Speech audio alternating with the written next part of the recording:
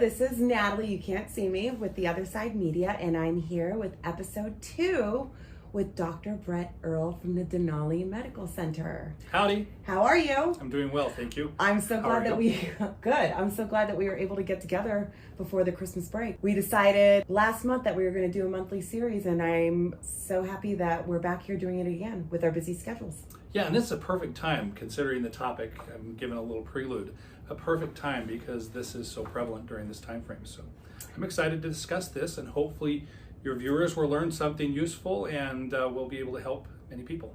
Right. So be able to help themselves, right? Yep. Okay, perfect. So our topic of discussion today is going to be COVID-19 and basically the constant fear that has been pumped out for the past 2 years. And it doesn't matter whether you believe it or you don't believe it, the stress is there for everyone on either side of the spectrum. Do you tend to agree with that or not? Oh, absolutely. We are being driven by fear one way or the other, whether it's because someone who is very fearful closes down their business or stops operation or doesn't do support. And if we believe in it or not, we're missing out on those services. We're missing out on that connectivity that's happening. And the reality is we as a species really need connectivity and a little bit of diversity in order to keep our minds engaged and moving forward. And if we don't have, and I'm not saying necessarily conflict, but at least opposing ideas that challenge our own ideas and move us forward, then we actually weaken our own idea structure inside of our brains because it's not challenged. We don't have to strengthen that as we think through it and say, okay, this person said this. Well, what we're getting right now is just a constant stream of one idea concept. And if we don't believe it, then it's instantly shut down with, again, fear-mongering, isms. So we just shout ism, you're an ism this, and we can talk about nationalism and whatever, racism, whatever. All of those isms are designed to really limit our ability to have a decent conversation, an engaging conversation about that, because they want to, it's just instantly shut things down. And I'm trying to go one way or the other on this conversation. I'm just saying that if we constantly throw out the isms, it creates this sense of victimhood. And victimhood then paralyzes us individually. It's fascinating because they've actually done, sorry, I went off on the tangent. That's this okay. Is really cool. I'm actually very, very interested in this topic of conversation, so go on.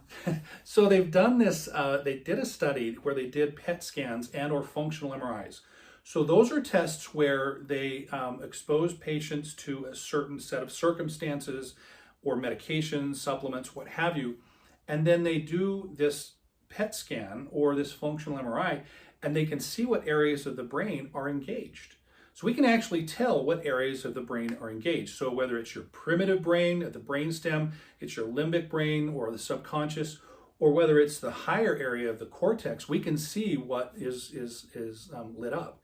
And it's this prefrontal cortex inside of our brain that really separates us from the rest of the mammals, if you will.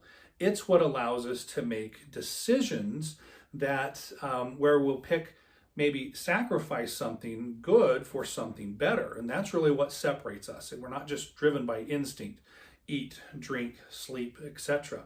That's like babies. Right. If I can kind of interrupt for a second, because my purpose is to open up now that frontal cortex of a baby to be able to get them to start thinking and to start exploring. Yes, an imagination. And creating things. So as a layman, just a daycare owner provider, I always say my purpose is to open up that part of the brain, but I never really knew the technical or the scientific term of it. So yes, there you go. I completely understand where you're going with this. And this is so prevalent and so pervasive right now in our society, where we are made out to be a victim.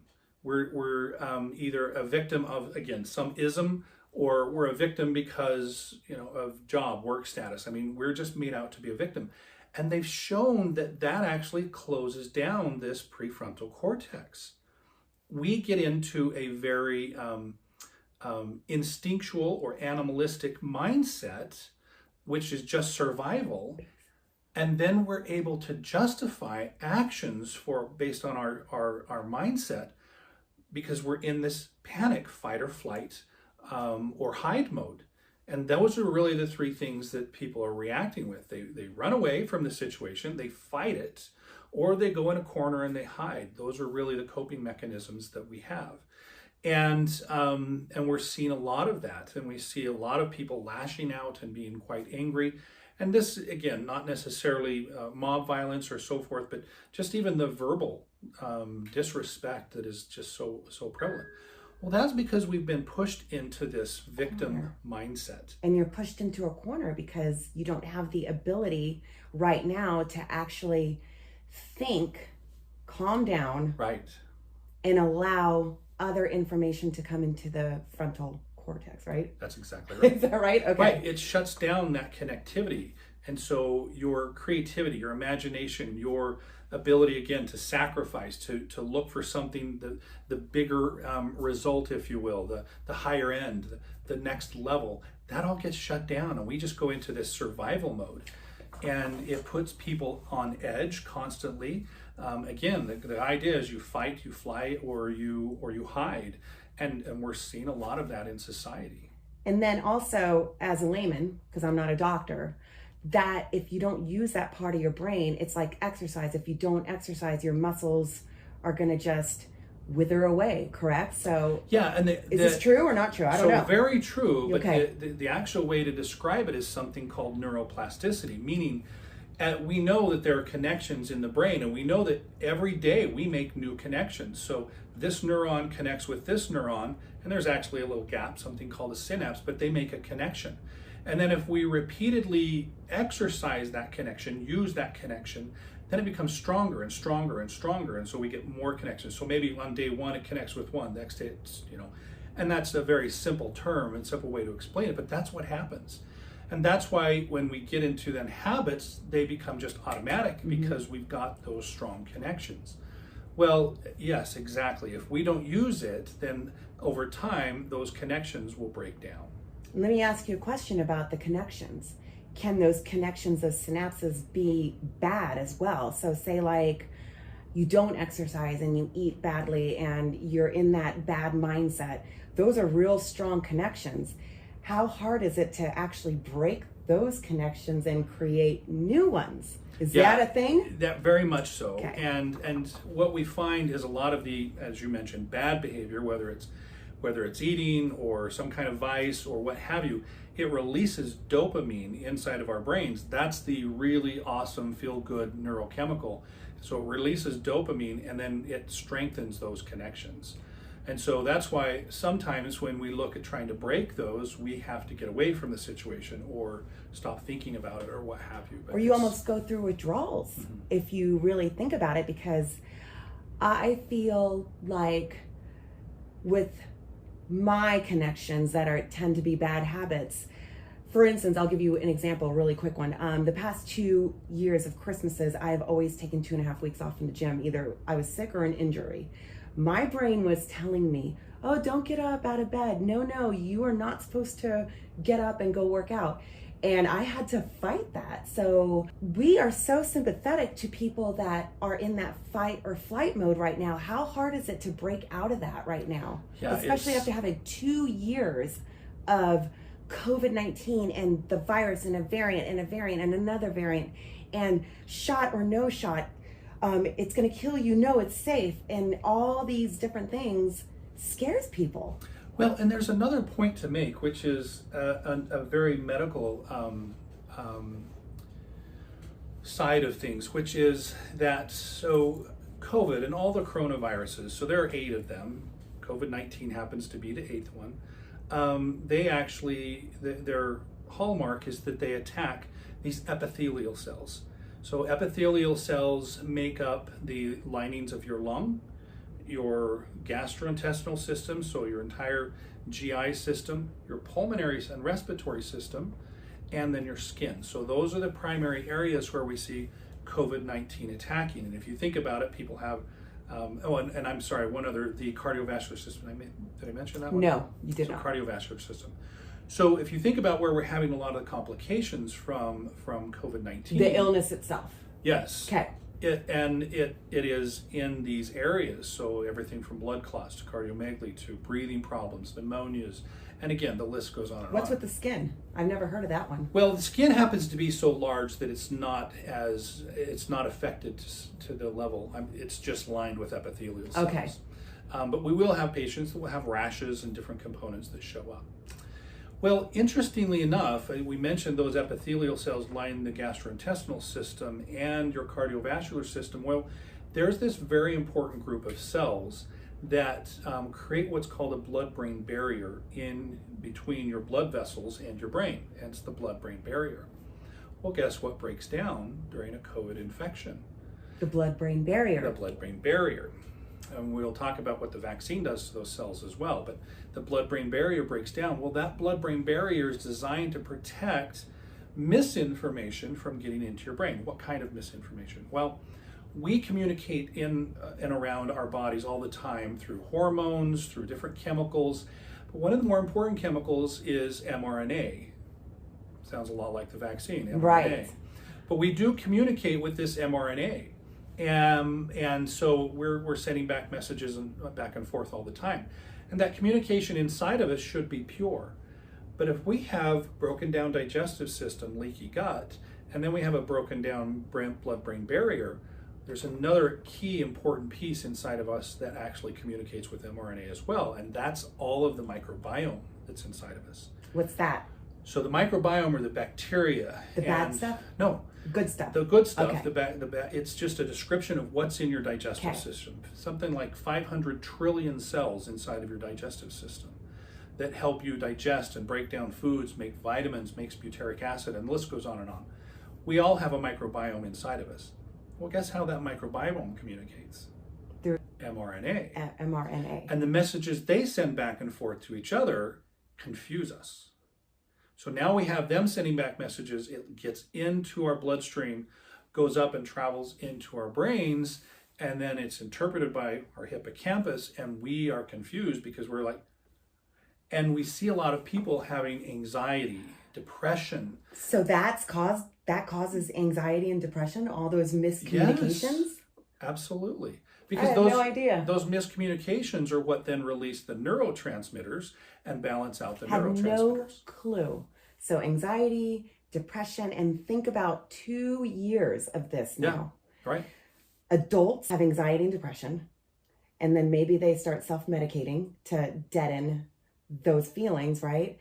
And then take maybe an impact on the marriage.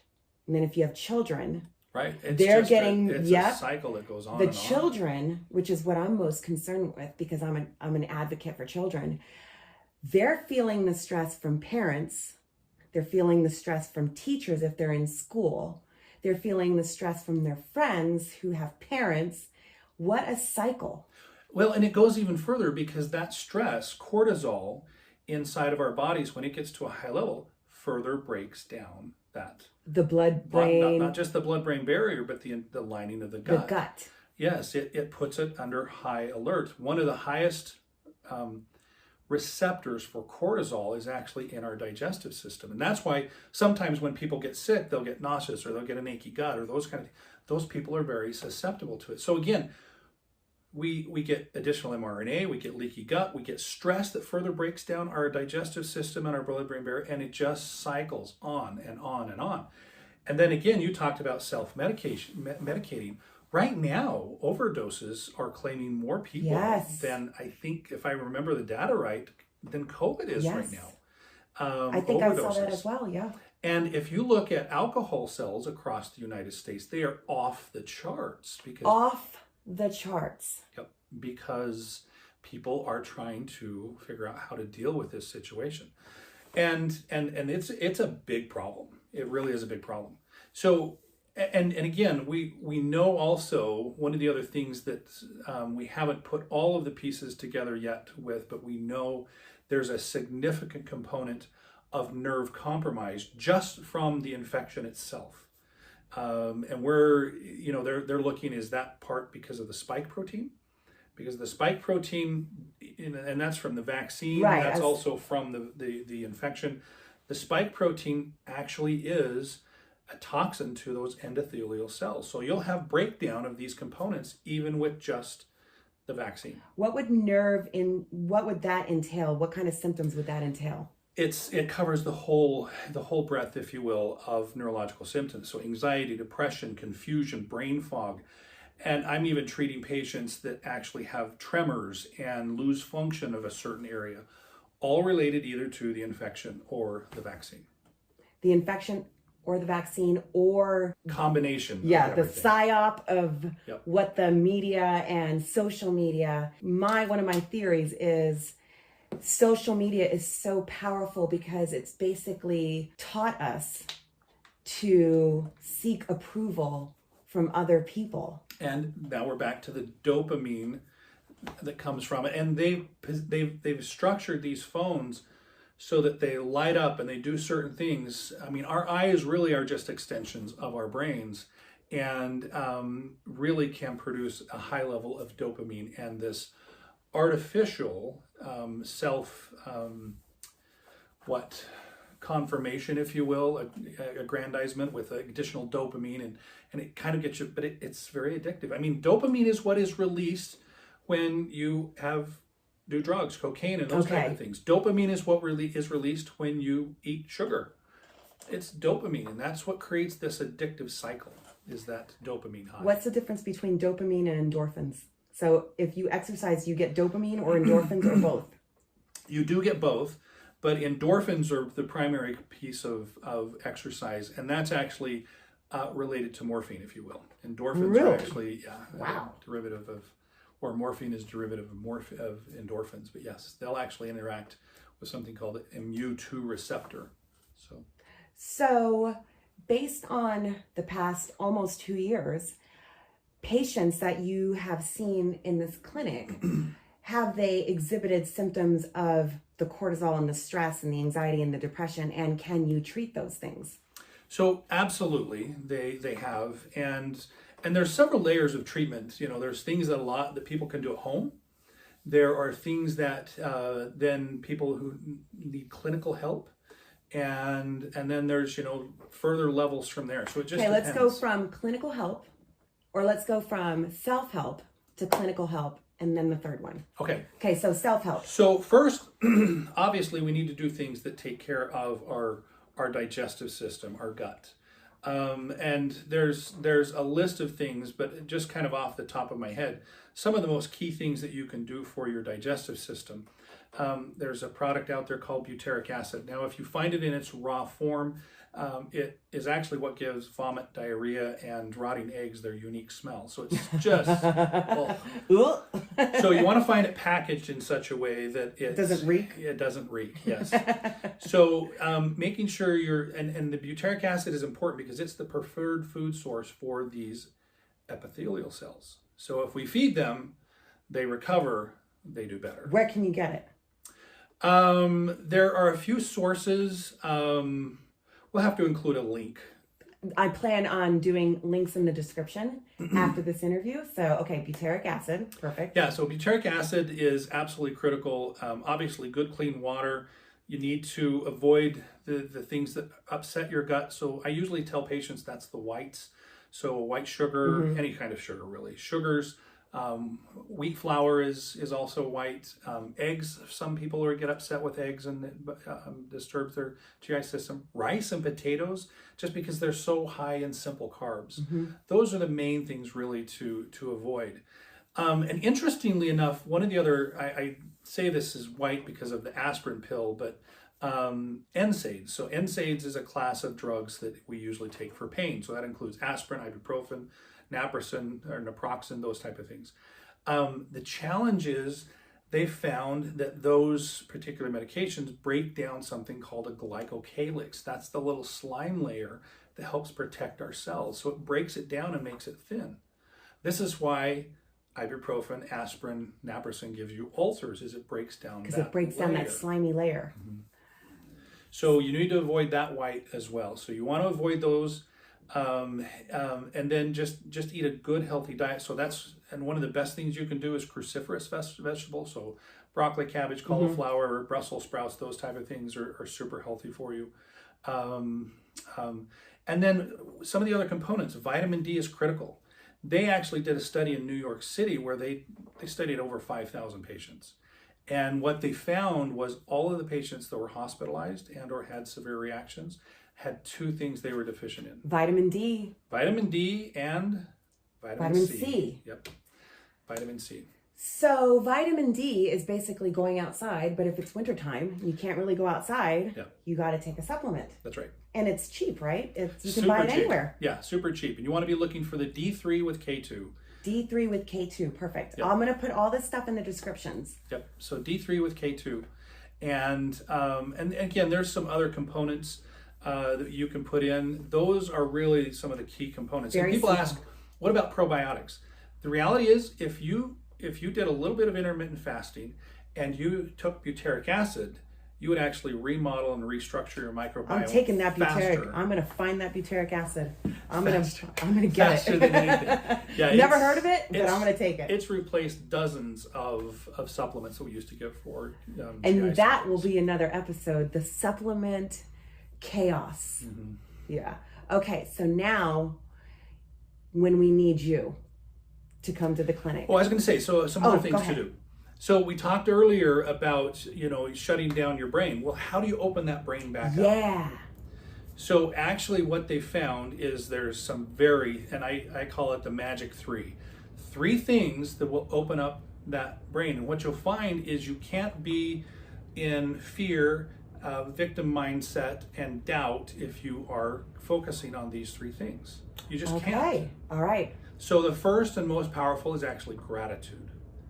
You need to find something you are truly, truly grateful for. And mean it. And mean it. And mean it. And there's a process for that, because there's sometimes, I'm really grateful for X.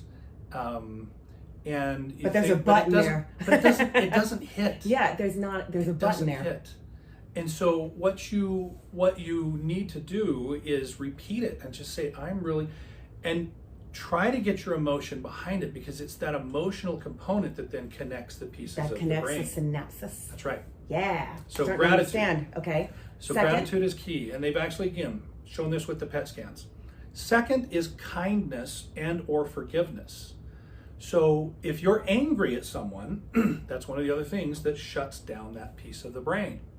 So pick out, and 9 times out of 10, probably 10 times out of 10, the person doesn't even know you're angry at them. The only person that's holding all that in is you. And that releases all kinds of stress stuff, Get rid of it. Absolutely. Yes. Get rid of it. And same thing. I forgive this person. I forget. And just repeat it until it sets in. You don't have to talk to them. Right. You do not. Forgive them. It's your problem. Yes. You look here. Yes. Wait, it's not my problem. I mean, it is my problem. But it is your problem. And so use your own tools to fix it. And then do something kind for so that's the second. And the third is really focusing on big acts of service. So going out and doing something for someone who can. What a great time of the year to do that. So get out, visit neighbors, have a kind conversation, find someone who's truly alone and have a connection with them. And the reason I set that apart from, kindness and forgiveness is because you can have kind thoughts and not actually go out, but this actually involves going out and making a connection with people. And anyone can relate to that, because doesn't it feel good to pay something forward, or when you did something to someone and they're like, you made my day. Right. You don't realize that your smile or whatever you did truly made my day, and that just makes you feel so good about yourself. Yes, and big dopamine release. But again, what you'll notice, and there are people who use this, think tanks who use this, where they go out and do these things in order to increase their imagination, creativity, the way that they put things together. And it's a very simple tool. I feel like it's very powerful. Oh, it is incredible. I think that's one of the most powerful things. its simplicity confuses people because it's so powerful. Okay, so one other really key component, and this could be its own podcast as well, but let me see if I can briefly summarize breathing and the importance of breathing. I have a hard time with that. So we talked about those three things, you know, fight, flight, or hide. Right. And each piece of our brain is actually wired this way.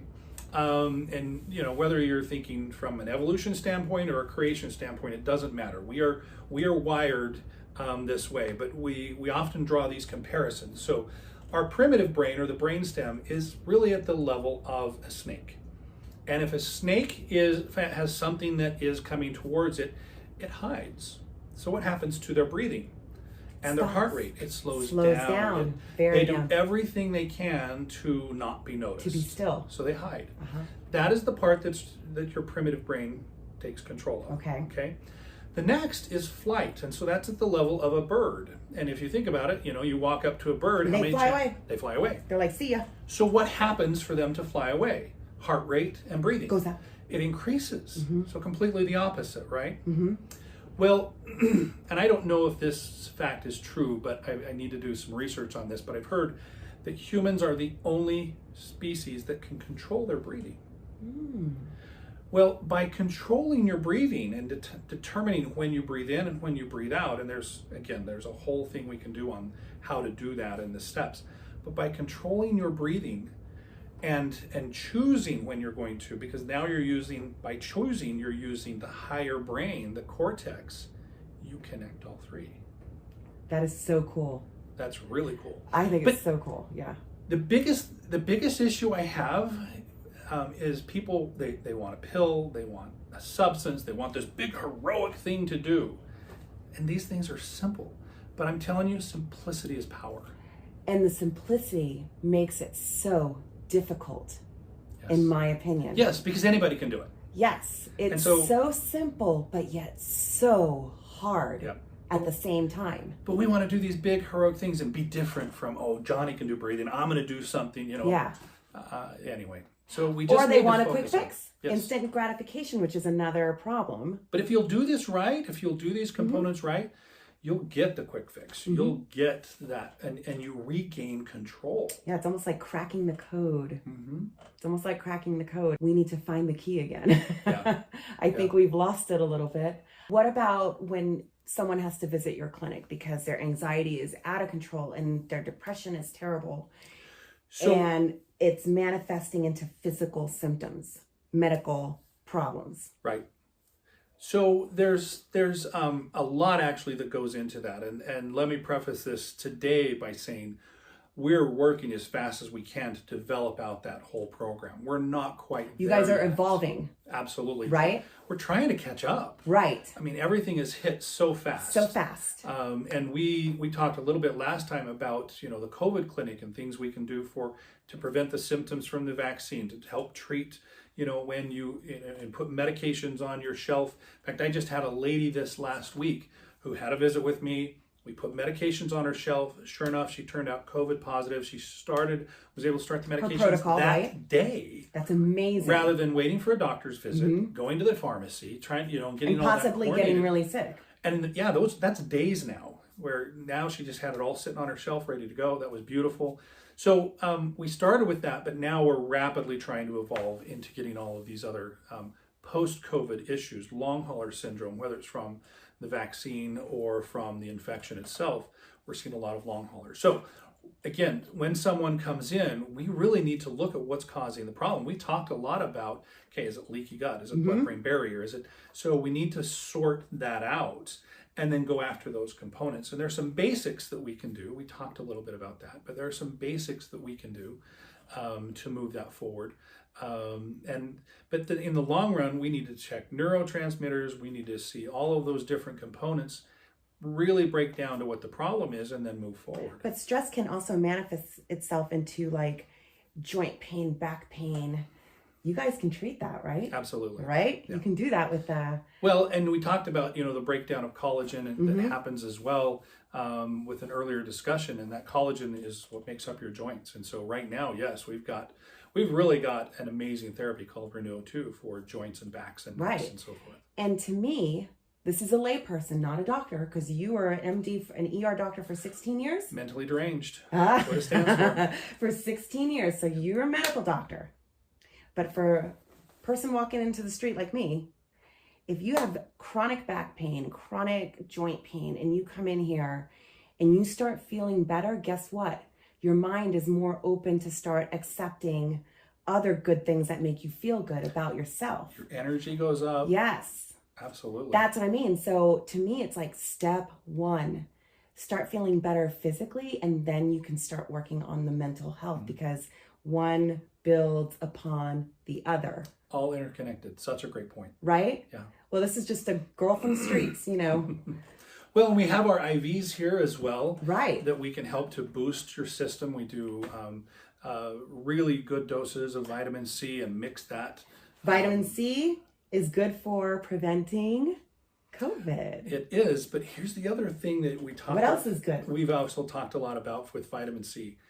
Your adrenal glands that are primarily responsible for handling the stress that you're under needs vitamin C and vitamin D. Is there an infusion for that or no? Well, is there what? Is there an infusion for vitamin D or not? Vitamin D, not. You just get a pill from the grocery store. Yep, you just need to get... Oh, it's a pill, but it's okay. Just get a high quality supplement, yep. Is there a third component you said?